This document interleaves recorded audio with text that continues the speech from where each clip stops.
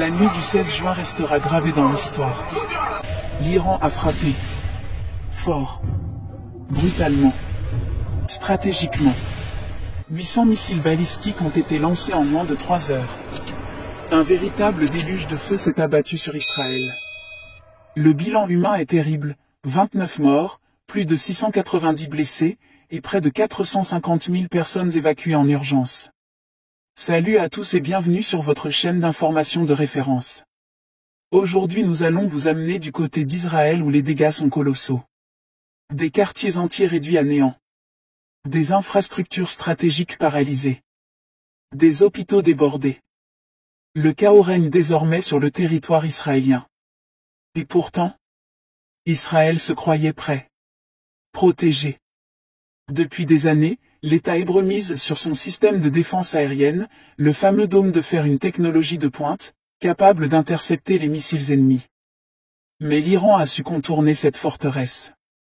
Avec une précision chirurgicale et une stratégie redoutable, Téhéran a saturé la défense israélienne.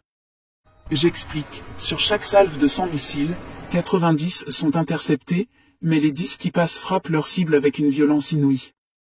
Et quand ces salves se comptent par centaines, les 10% deviennent des dizaines d'impacts dévastateurs. Le calcul est simple, frapper vite, frapper fort, frapper en masse.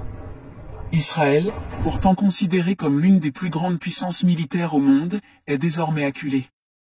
Tel Aviv, Haïfa, Ashdod, Beersheva, et même Jérusalem ont été partiellement touchés.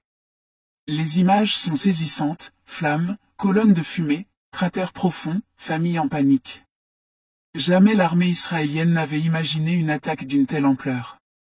Jamais elle n'avait envisagé que l'Iran, si longtemps sous-estimé, puisse frapper aussi fort, et aussi loin. Et l'avertissement de Téhéran est clair. Si Israël continue ses frappes, l'Iran promet de le rayer de la carte.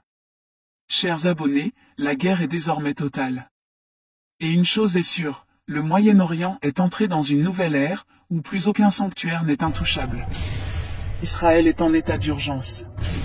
Mais Téhéran l'a annoncé, ce n'est que le début.